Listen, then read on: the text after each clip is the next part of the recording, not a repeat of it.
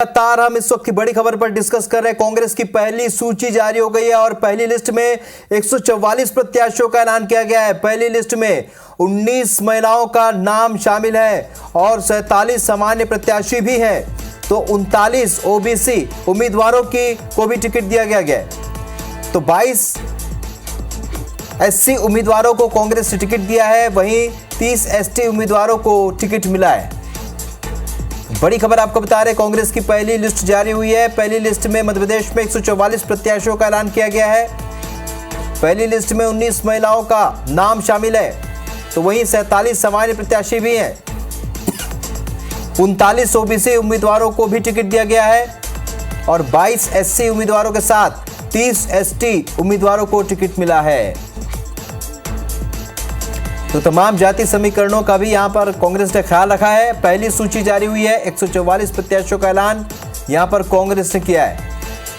नासिर गौरी हमारे सहयोगी ग्वालियर से हमारे साथ जुड़े हुए। नासिर, जिस तरीके से आप फुलसी बरैया से बात कर रहे थे, चर्चा कर रहे थे, रिएक्शन उन्होंने दिया, दावा भी किया और हमेशा से अपनी इस तरह की शैली के कारण और इस तरह के बयान के कारण वो जाने जाते हैं, लेकिन और बाकी प्रत्याशियों की बात करें, किस किस तरीके के रिएक्शन, क्योंकि पार्टी के भीतर में जब एक प्रत्याशी घोषित होता है तो कई और रिएक्शन भी मिलते हैं उस प्रत्याशी को लेकर। नासिर,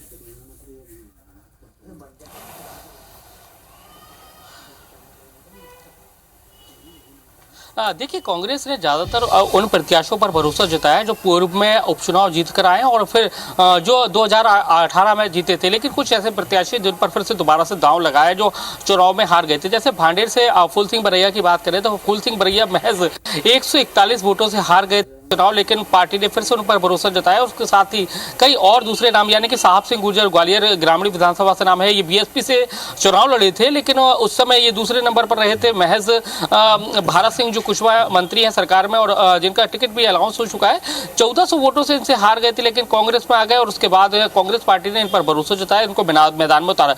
तो कुल मिलाकर देखा जाए तो लगातार जिस तरह से जो कांग्रेस की लिस्ट जो आई है, ग्वालियर चंबल संभाग की 34 में से 26 सीटों पर जो सीटों की घोषणा की, उसमें बहुत ही संतुलन बनाया गया है। बहुत से ऐसे नामों को चुन चुनकर मैदान में उतारा गया है जो फील्ड में, यानी कि मैदान में जाकर बीजेपी के कैंडिडेट के सामने लोहा ले सके। क्योंकि अभी हम ग्वालियर जिले की अगर बात करें तो बीजेपी ने ग्वालियर जिले की 6 विधानसभा सीटों में से 4 सीटों पर अपना प्रत्याशी घोषित किया है, लेकिन अभी भी 2 सीटों पर प्रत्याशी घोषित नहीं कर सकी है, जिस पर कांग्रेस ने घोषित कर दिया। यानी कि ग्वालियर पूर्व विधानसभा, यहाँ से बीजेपी अपना कैंडिडेट उतार नहीं पाई है और इसके साथ ही ग्वालियर दक्षिण विधानसभा, यहाँ से भी कांग्रेस ने तो घोषित कर दिया, लेकिन बीजेपी नहीं घोषित कर पाई, क्योंकि एक तो यहाँ पर गुटबाजी बहुत ज्यादा है, सिंधिया समर्थक हैं और मूल जो बीजेपी के कार्यकर्ता हैं उनके बीच में बहुत गुटबाजी, और जो कांग्रेस के जो विधायक है वो कहीं ना कहीं कद्दावर नेताओं के रूप में जाने जाते हैं। उनसे लोहा लेना, एकदम से नए चेहरे पर दांव बीजेपी नहीं लगा सकती है, तो इसलिए कहीं ना कहीं बीजेपी भी असमंजस में है। तो लेकिन अब लोगों को बस इंतजार यही है कि कब बीजेपी की भी बची हुई लिस्टों पर नाम आ जाए और कांग्रेस के भी, क्योंकि अभी भी ये देखने में ये आ रहा है कि अभी भी जो बीजेपी को भी लिस्ट जो घोषित करने में बड़ा माथापच्ची इसलिए करना पड़ रही है क्योंकि अभी जो मामला फंस रहा है वो छत्रपों के बीच में पड़ रहा है। यानी कि नरेंद्र सिंह तोमर का गुट चाहता है, वो अपने लोगों को टिकट दिलाना चाहता है, सिंधिया ग्रुप्स के लोग हैं वो अपने लोगों को टिकट दिलाना चाहते हैं, मूल बीजेपी के लोग यानी कि शिवराज संगठनों के लोग हैं वो अपने लोगों को, तो कहीं ना कहीं उन सीटों पर। लेकिन अब कांग्रेस की लिस्ट आ गई है और ऐसा कहा भी ये भी जा रहा है कि जो कुछ नाम है बीजेपी के जो रुष्ट नेता हैं, शायद उनका अगली सूची में अगर नाम नहीं आता है तो वो कांग्रेस का दामन थाम सकते हैं, ऐसे भी चर्चाएं हैं। और कुछ लोग तो ऐसा कहा जाता है कि कमलनाथ से मुलाकात भी कर चुके हैं, जिसमें पूर्व मंत्रियों के भी नाम शामिल है। तो कहीं ना कहीं अब नजर अब अगली सूची पर होने वाली है कि अब कांग्रेस की भी अगली सूची पर नजर है सबकी, और बीजेपी की, किस कौन कहाँ नाराज होता है और कौन किसका दामन नाराज होने के बाद थामता है। बिल्कुल नासिर, और जिस तरीके से आप बात कर रहे हैं 2018 के बीते चुनाव की अगर हम देखें तो वहाँ पर भी हमने देखा कि बहुत सारे, जब सिंधिया बीजेपी में गए उस दौरान भी बहुत सारे जो समर्थक थे कुछ समय तक उनके साथ रहे, लेकिन फिर वापसी का दौर भी शुरू हुआ, कांग्रेस में कई वो लोगों ने वापसी भी की। तो क्या ये समझा जाए नासिर की जो चुनौती बीजेपी के सामने उस वक्त थी वो आज भी जस की तस बनी हुई है, और कहीं ना कहीं बीते चुनाव में जो एक बड़ा तख्ता पलट हुआ था वो जो कई लोगों के मन में बैठ कर गया था, उसका फायदा कांग्रेस को मिल सकता है नासिर?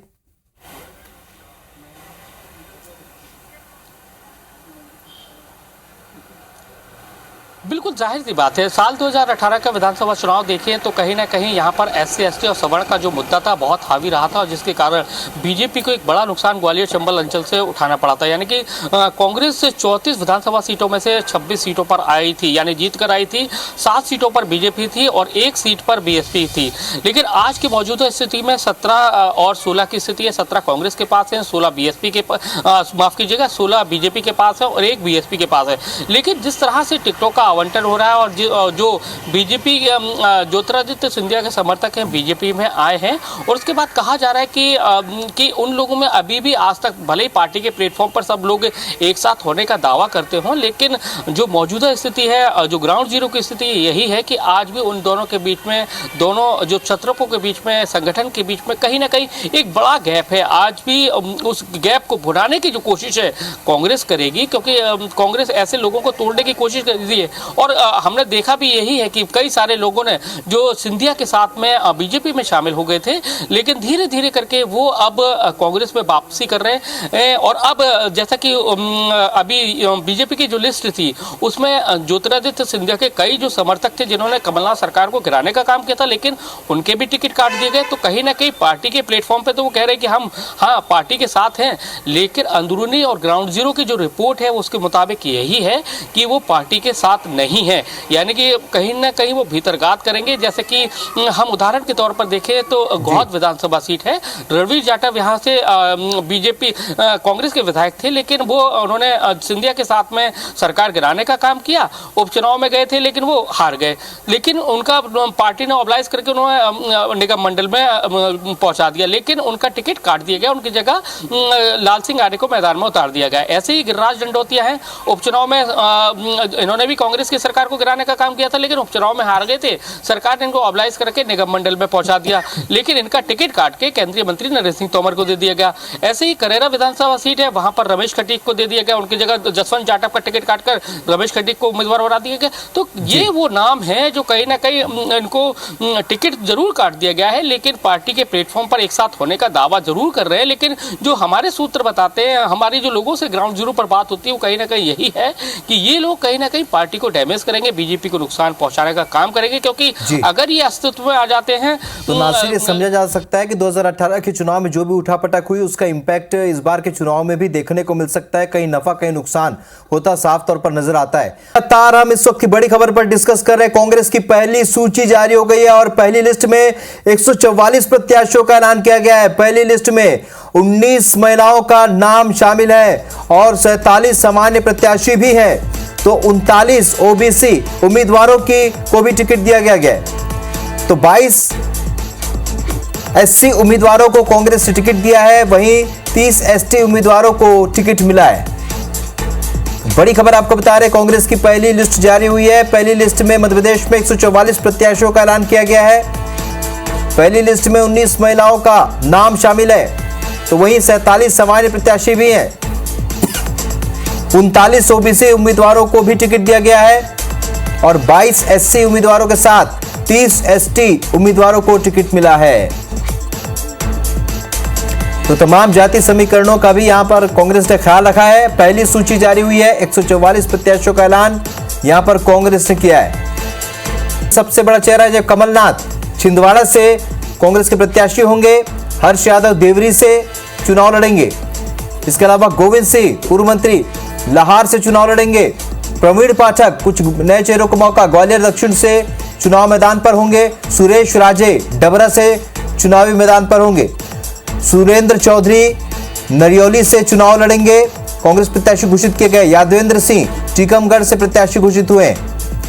तो पहली लिस्ट में हम बता दें आपको, किरण अहिरवार जतारा से चुनाव लड़ेंगी, 144 नाम है। चंदा सिंह गौर खड़गपुर से चुनाव मैदान में होंगी। महिला प्रत्याशियों को तवज्जो मिली है। छतरपुर से आलोक चतुर्वेदी कांग्रेस के प्रत्याशी होंगे। तो 144 लोगों की सूची यहां पर कांग्रेस जारी की। मुकेश नायक पौवी से चुनाव मैदान में होंगे। इसी प्रकार नीलांशु चतुर्वेदी चित्रकूट से चुनाव लड़ेंगे। तो कांग्रेस के प्रत्याशियों के नाम हम आपको बता रहे हैं। इस वक्त मध्य प्रदेश में 144 प्रत्याशियों के नाम घोषित कर दिए कांग्रेस ने। पहली सूची में 144 नाम घोषित किए हैं, जिसमें सबसे बड़ा नाम छिंदवाड़ा से कमलनाथ जो कि जिसकी संभावना वो जता रहे थे, जो उनको पार्टी मौका देगी उस तरीके से वो चुनाव मैदान पर होंगे। तो अब दोनों ही राज्यों में प्रत्याशियों के नाम की घोषणा हो चुकी है। मध्य प्रदेश में 144 नाम घोषित किए गए, छत्तीसगढ़ में 30 नामों की घोषणा हुई है। और ये इस ग्राफिक्स के जरिए आप समझ सकते हैं कि क्या कुछ यहाँ पर किन किन बातों का ख्याल रखा है दोनों ही पार्टियों ने, दोनों ही जगहों पर पार्टी ने। छत्तीसगढ़ में 30 सीटों की घोषणा की है, 14 एसटी सीटों पर कांग्रेस ने प्रत्याशी घोषित किए हैं। इसी तरह कमलनाथ मंत्रिमंडल में भी 16 लोगों को टिकट दिया गया है। 2 एससी सीटों पर छत्तीसगढ़ में कांग्रेस ने घोषणा की है। 8 वर्तमान विधायकों के टिकट भी काटे हैं। एक बड़ा निर्णय छत्तीसगढ़ में कांग्रेस ने लिया। इसी प्रकार मध्य प्रदेश में 144 नामों की सूची जारी हुई है। कमलनाथ मंत्रिमंडल के 16 मंत्रियों को टिकट मिला है, जो कि पहले मंत्री रहे हैं। 16 महिलाओं को भी कांग्रेस ने टिकट दिया है। इसके अलावा कमलनाथ अब छिंदवाड़ा से ही चुनाव लड़ेंगे, जो कि बीच में चर्चा ये भी हो रही थी कि क्या वो चुनाव लड़ेंगे या भोपाल में बैठ के केवल चुनाव को ऑपरेट करेंगे। लेकिन अब ये तय हो गया, स्पष्ट हो गया कि कमलनाथ भी चुनाव मैदान पर होंगे और छिंदवाड़ा से ही चुनाव लड़ेंगे। तो आपको बता दें, कांग्रेस की पहली लिस्ट में 144 नामों की घोषणा मध्य प्रदेश में हुई है। और इन नामों में सबसे बड़ा नाम कमलनाथ छिंदवाड़ा से चुनाव लड़ेंगे, प्रदेश कांग्रेस के अध्यक्ष हैं। और कई चर्चाओं का दौर चला, बीच में ऐसा भी हुआ कि शायद चुनाव केवल इलेक्शन मैनेजमेंट ही करें। नवीन सिंह हमारे सहयोगी इस खबर पर हमारे साथ लाइव जुड़े हैं। नवीन, जिस तरीके से सुबह से आप अपडेट दे रहे हैं, तमाम विषयों पर हम चर्चा भी कर रहे हैं, लेकिन सबसे अहम बात यही है क्योंकि बीजेपी ने अपने प्रत्याशियों की घोषणा पहले ही कर दी। अब चूंकि कांग्रेस के सामने ये कांग्रेस की पहली सूची है, तो क्या फायदा बीजेपी को मिल सकता है पहले घोषित करने का, प्रत्याशियों के पहले घोषित करने का?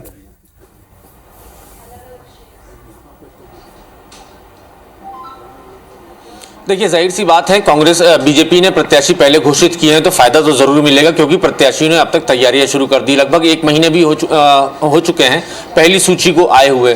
तो जो दावेदार थे, जो प्रत्याशी जिनको बीजेपी ने बनाए हैं, वो लगातार जनसंपर्क कर रहे हैं, लोगों से मिल रहे हैं। कई सारे कार्यक्रम उनके हो चुके हैं, कई सारी जनसभाएं उनकी हो चुकी हैं। तो कांग्रेस के मुकाबले थोड़ा वो लोग आगे हैं। हालांकि बीजेपी ने वो सीटें डिक्लेयर की थी जहां से कांग्रेस लगातार चुनाव जीतती रही थी, यानी हारी हुई सीटों पर प्रत्याशियों को काम करने के लिए पहले उतार दिया। हालांकि जो 144 नामों की जो सूची आई है कांग्रेस की तरफ से, तो ये वो नाम है, इसमें ज्यादातर वो नाम है राहुल, जिनके टिकट पहले से तय थे। जो एक फॉर्मूला अमूमन इस देश में है, सिटिंग इज गेटिंग, तो यही सारी चीजें इसमें भी नजर आ रही है। 70 विधायकों को टिकट दिया है कांग्रेस पार्टी ने 144 में से। बाकी जो सीटें हैं, जिन सीटों पर 70 के अलावा जो सीटें हैं, वहां वो प्रत्याशी, उनको प्रत्याशी बनाया गया है जो कांग्रेस के सीनियर लीडर हैं। अजय सिंह राहुल हैं, रामनिवास रावत हैं। ये वो बड़े नेता हैं जो 2018 में चुनाव हार चुके थे, जो मध्य प्रदेश सरकार में कई सरकारों में मंत्री रह चुके हैं, 6-7 बार के विधायक हैं। तो ऐसे दिग्गज नेता हैं जो पिछले चुनाव में 2018 में चुनाव हार गए थे, तो उन लोगों को मौका दिया है। बहुत ज्यादा सरप्राइज की अगर बात करें तो 15-20 ही सीटें ऐसी हैं जो जिनको सरप्राइज के तौर पर माना जा सकता है। हालांकि इन सीटों में भी कई ऐसे लोगों को चांस कांग्रेस पार्टी ने दिया है जो बीजेपी छोड़कर कांग्रेस में कुछ दिनों पहले ही शामिल हुए थे। इनमें एक बड़ा नाम है बोध सिंह भगत का। बालाघाट सिवनी से बीजेपी के सांसद रह चुके हैं बोध सिंह भगत, और लगभग 20 से 25 दिन पहले इन्होंने कांग्रेस की सदस्यता ली थी, और कटंगी से कांग्रेस पार्टी ने इनको टिकट भी दे दिया। हालांकि कटंगी में जो सिटिंग एमएलए थे कांग्रेस पार्टी के, उनकी जगह इनको प्रत्याशी बनाया गया, लेकिन जो कटंगी से जो सिटिंग एमएलए थे, उन्होंने आला कमान से ये कह दिया था कि वो चुनाव नहीं लड़ना चाहते, उनकी जगह किसी और को मौका दिया जाए। तो ऐसे में बोध सिंह भगत को वहां उतारा गया है। अनुभा मुंजारे को बालाघाट से टिकट दिया है, ये समाजवादी पार्टी से थी। इनके हस्बैंड परसवाड़ा से, कंकर मुंजारे परसवाड़ा सीट से सांसद रह चुके हैं, और 2-3 बार के विधायक रह चुके हैं, और ये खुद समाजवादी पार्टी से अनुभा मुंजारे चुनाव लड़ चुकी हैं। पिछला चुनाव भी लड़ी थी, उसके पहले का भी चुनाव लड़ी थी। तो अब कांग्रेस पार्टी ने उनको टिकट दिया। नीरज शर्मा एक बड़ा नाम है, सुर्खी से गोविंद सिंह राजपूत जो मध्य प्रदेश सरकार के परिवहन मंत्री हैं और सिंधिया, ज्योतिराज सिंधिया के सबसे खास, सबसे विश्वस्त हैं, उनके मुकाबले नीरज शर्मा को कांग्रेस पार्टी ने टिकट दिया। नीरज शर्मा बीजेपी में थे और 2 महीने पहले ही कांग्रेस में आए थे। लाव लश्कर के साथ, ढोल धमाके के साथ उन्होंने कांग्रेस पार्टी ज्वाइन की थी। इसके अलावा एक और बड़ा चौंकाने वाला नाम है राहुल, मध्य प्रदेश सरकार के गृह मंत्री नरोत्तम मिश्रा को उनके घर में ही घेरने की तैयारी कांग्रेस पार्टी ने की है। कांग्रेस ने अवधेश नायक को टिकट दिया है। अवधेश नायक कुछ दिनों पहले ही बीजेपी छोड़कर कांग्रेस पार्टी में शामिल हुए थे, संघ से जुड़े हुए हैं, बीजेपी में लंबे समय तक इन्होंने काम किया है, एक तगड़ा नेटवर्क है, ब्राह्मण चेहरा है और नरोत्तम मिश्रा को फाइट दे सकते हैं, ऐसा कांग्रेस मानती है। कांग्रेस को लगता है कि नरोत्तम मिश्रा अपने घर में ही उलझ जाएंगे, चूंकि नरोत्तम मिश्रा पिछला जो चुनाव था 2018 का बहुत ही मामूली मार्जिन से जीते थे। एक बड़ा कद है नरोत्तम मिश्रा का मध्य प्रदेश की सियासत में, बावजूद उसके बहुत ही कम मार्जिन से जीते थे। जहां तक मुझे याद है लगभग 3000 के आसपास का उनका मार्जिन था चुनाव जीतने का। तो इस मार्जिन को कम करने के लिए, इस मार्जिन को खत्म करने के लिए, ये कह सकते हैं इस लीड लेने के लिए कांग्रेस पार्टी ने अवधेश नायक जैसे चेहरे को मौका दिया है और कांग्रेस मानती है कि अवधेश नायक गेम चेंज कर सकते हैं, नरोत्तम मिश्रा को पटखनी चुनाव में दे सकते हैं। तो ऐसा कांग्रेस इस उम्मीद से कांग्रेस पार्टी ने टिकट दिया। इसके अलावा एक निर्दलीय विधायक 2018 में थे केदार डाबर मालवा निमाड़ से। केदार डाबर को इस बार सरदारपुरा उनकी विधानसभा सीट का नाम है, वहां से केदार डाबर निर्दलीय चुनाव लड़े थे। उसके बाद इन्होंने कांग्रेस को समर्थन दे दिया था और सरकार कांग्रेस की चल रही थी।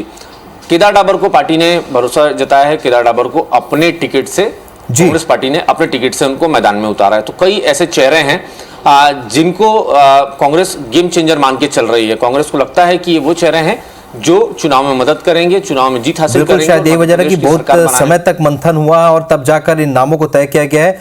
नवीन, और जाहिर सी बात है जो जीते हुए उम्मीदवार हैं उन्हें ही टिकट दी गई है। नवीन हमारे सहयोगी भोपाल से लगातार हमारे साथ बने हुए। नवीन, हम तमाम सीटों का आकलन कर रहे हैं, अलग अलग संभागों की भी हम लगातार सुबह से बात कर रहे हैं, लेकिन जो सबसे बड़ा मुकाबला, क्योंकि छिंदवाड़ा से यहाँ पर कमलनाथ ये माना जा रहा था कि हो सकता हो पूरी तरीके से इलेक्शन मैनेजमेंट देखेंगे और वो अपने चुनाव लड़ने को लेकर भी तमाम तरह की बातें थी, लेकिन छिंदवाड़ा से वो चुनाव फाइनली लड़ रहे हैं। तो किन मुद्दों पर, खासतौर पर संभाग स्तरीय हम बात करें, किन किन मुद्दों पर ये तमाम प्रत्याशी चुनाव मैदान में हो सकते हैं?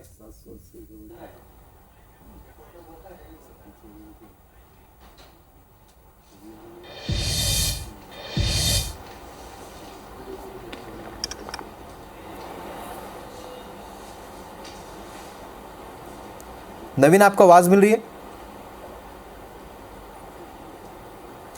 चलिए, लगता है नवीन से हमारा संपर्क नहीं हो पा रहा। आवाज मिल रही है। राहुल, सवाल एक बार फिर से दोहराइए। नवीन, सवाल यह है कि क्योंकि प्रत्याशियों के नाम का ऐलान हो चुका है और संभागवार हम देखें अलग अलग मुद्दे हर जगह पर हैं, और चूंकि बीजेपी ने पहले प्रत्याशियों के नाम का ऐलान किया है, अब किस तरीके से इन मुद्दों को कांग्रेस राइज करेगी, किस तरीके से लोगों के बीच लेकर जाएगी?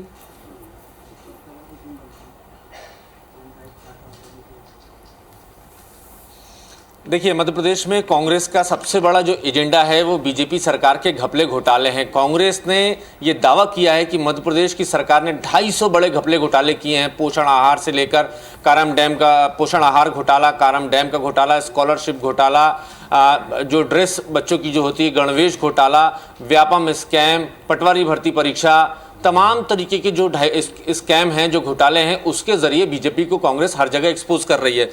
चुनाव में सबसे बड़ा एजेंडा फिलहाल कांग्रेस का यही है। इसके अलावा कांग्रेस 11 गारंटी के साथ चुनावी मैदान में है। कांग्रेस दावा कर रही है कि सरकार अगर बनी तो मध्य प्रदेश में महिलाओं को 1500 रुपये महीना मिलेगा, 500 रुपये में उनको सिलेंडर मिलेगा, और सबसे बड़ी बात जो कांग्रेस के लिए गेम चेंजर साबित हो सकती है, प्रियंका गांधी ने आकर यहाँ पर ये ऐलान किया है कि मध्य प्रदेश में पहली से 12वीं तक के शासकीय स्कूलों में पढ़ने वाले जो बच्चे हैं उनको 500 रुपये से 1500 रुपये महीना बतौर छात्रवृत्ति मध्य प्रदेश की सरकार देगी अगर कांग्रेस सरकार बनती है। तो ये कांग्रेस के लिए गेम चेंजर साबित हो सकता है। और कांग्रेस ने यह भी दावा किया है कि 1500 रुपये महिलाओं को भत्ता दिया जाएगा, 500 रुपये में सिलेंडर दिया जाएगा। कर्मचारियों के लिए कहा गया है कि ओल्ड पेंशन स्कीम लागू की जाएगी। मध्य प्रदेश में लगभग 4.5 से 5 लाख कर्मचारी हैं और लगभग 4 से 4.5 लाख कर्मचारी ऐसे हैं जो सरकार के साथ एसोसिएटेड हैं किसी तरीके से, चाहे वो संविदा हैं, चाहे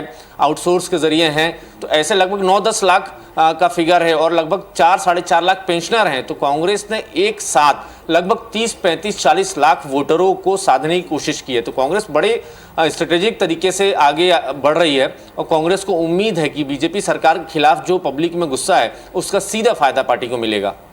बिल्कुल नवीन, और जिस तरीके से पिछले चुनाव में हमने देखा कांग्रेस ने अपने प्रदर्शन को लगातार सुधारा है और अब चूंकि यहाँ पर मध्य प्रदेश में चुनाव है छत्तीसगढ़ में चुनाव है, उसके बाद 2024 का भी चुनाव है। ऐसे में इन प्रत्याशियों को किस तरीके से देखा जाए, किस तरीके से जो आने वाले समय में कांग्रेस की स्ट्रेटेजी लोगों के सामने वो रख पाएंगे, उन्हें समझा पाएंगे, क्योंकि 2024 की भी चुनौती है नवीन।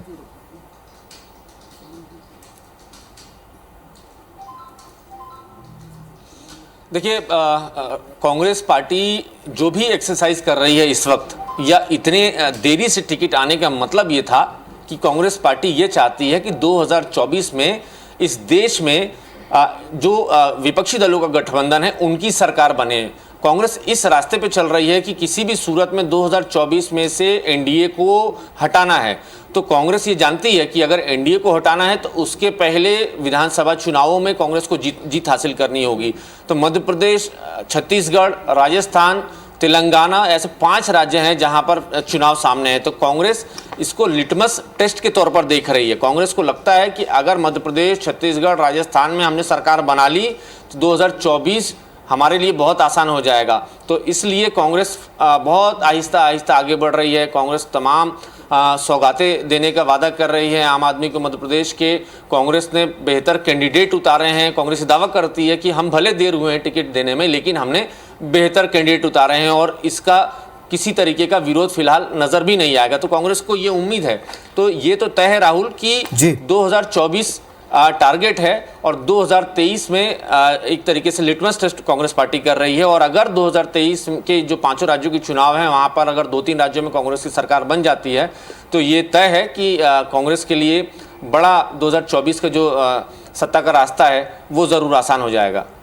बिल्कुल। और चूंकि यहाँ पर हमने देखा कि बीजेपी में भी जिस तरीके से शिवराज सिंह चौहान ने कुछ बड़ी जो घोषणाएं की और अंतिम दौर में जो कुछ योजनाएं शुरू की हैं उसे लेकर काफ़ी इम्पैक्ट भी यहाँ पर देखने मिला है। नवीन, जो घोषणाएं अंतिम दौर में यहाँ पर सीएम शिवराज ने की है, ये क्या कारगर साबित होंगी क्या इस बार विधानसभा चुनाव?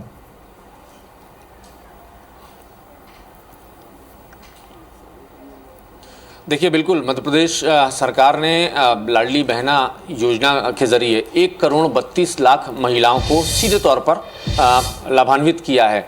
और जाहिर सी बात है, मध्य प्रदेश में भारतीय जनता पार्टी की सरकार है और शिवराज सिंह चौहान मुख्यमंत्री हैं। और शिवराज सिंह चौहान को न सिर्फ मध्य प्रदेश में, देश भर में मामा के तौर पर जाना जाता है। ये माना जाता है कि मध्य प्रदेश में लाडली लक्ष्मी पैदा होने से लेकर शादी होने तक, ये शादी के बाद भी, तो उनका जो संरक्षक है वो मुख्यमंत्री शिवराज सिंह चौहान है। और बीजेपी ये दावा भी करती है कि मध्य प्रदेश में 1 करोड़ 32 लाख महिलाओं को लाडली बहना योजना के जरिए सीधे तौर पर लाभान्वित किया गया, तो उसका फायदा चुनाव में ज़रूर मिलेगा।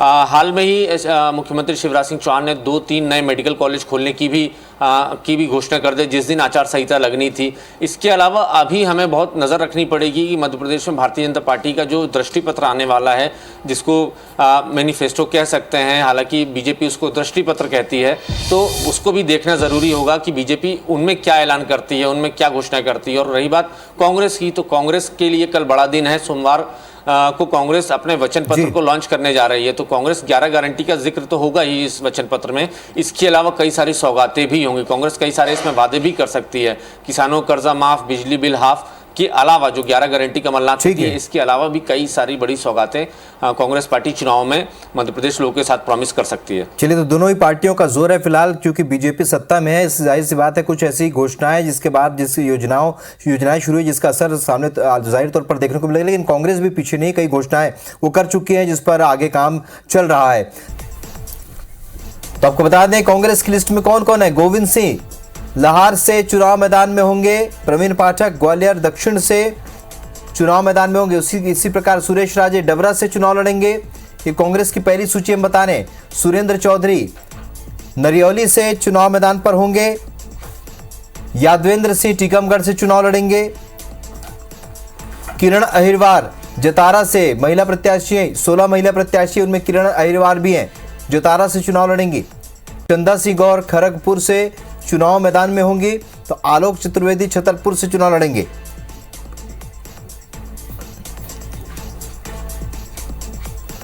तो आपको बता दें लगातार अपडेट हम पहुंचा रहे हैं आप तक, और लगातार हमारे सहयोगी भी इस पर अपडेट और जानकारियां, प्रतिक्रियाएं, लोगों से मिलने वाली प्रतिक्रियाएं भी हम तक पहुंचा रहे हैं। क्योंकि कांग्रेस की पहली सूची 144 नाम मध्य प्रदेश में घोषित किए कांग्रेस ने। नवीन सिंह हमारे सहयोगी लगातार हमारे साथ बने हुए हैं और लगातार अपडेट दे रहे हैं। नवीन, 16 महिला उम्मीदवार को यहाँ पर कांग्रेस ने चुनाव मैदान में उतारा है। क्या स्ट्रेटेजी और क्या सोच के साथ इन 16 महिला उम्मीदवारों को प्रत्याशी के तौर पर यहाँ पर मैदान में उतारा है?